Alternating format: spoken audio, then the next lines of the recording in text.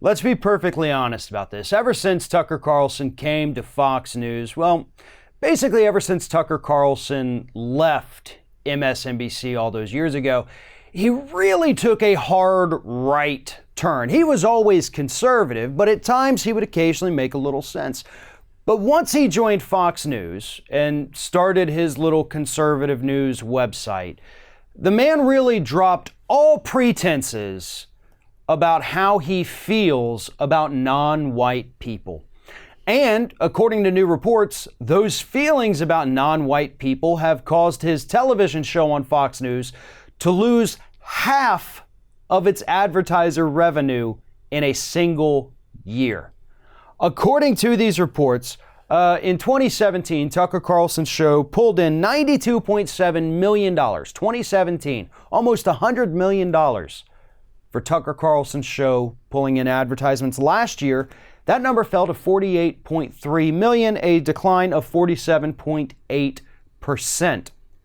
Now, what's really interesting is that this decline in revenue was not reflected in a decline in ratings. In fact, Tucker Carlson's ratings actually went up. So more people are watching his show. It's just that fewer companies want to advertise on it because they understand how toxic it is. It truly has become Tucker Carlson's white power hour.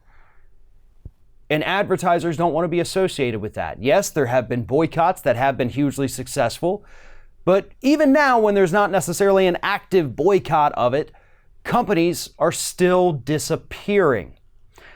And again, last month, he actually was number one in the 25 to 54 age demographic in viewers.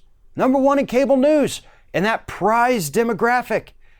And yet he still can't attract advertisers because he's such a horrible piece of crap. I mean, in fact, last night, he actually opened his show with yet another rant about how non-white people coming into the United States is a bad thing. Tucker Carlson isn't even trying to hide it anymore. In fact, he has openly embraced it, and that has become his brand. It's toxic, it's dangerous for the United States, and it's also dangerous for corporations to associate themselves with it. And that's a choice that these companies have to make.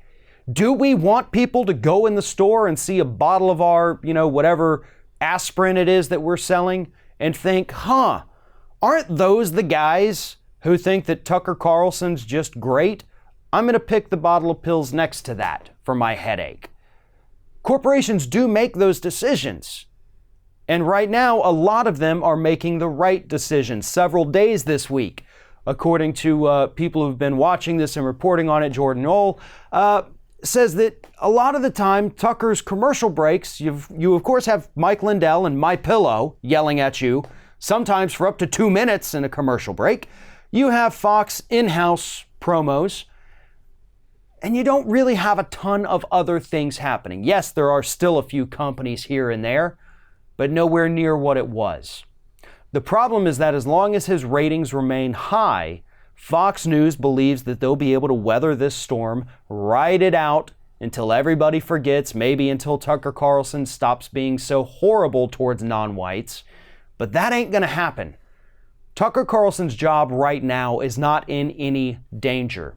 But if the network continues to lose more and more advertising dollars from his program, eventually they will hit a point where it will be far too expensive to keep him on the air. All we, the public, has to do is keep up the pressure on the very few corporations left who are willing to advertise on his program. We get them to drop it, and pretty soon Fox won't have any choice but to get rid of Tucker Carlson for good. Thanks for watching, everybody, and don't forget, if you like what you see here, like, comment, share, and subscribe to our channel. And now you can also become a member of Ring of Fire and get exclusive early access to certain Ring of Fire videos all throughout the week. Just click on the little join button right below the video.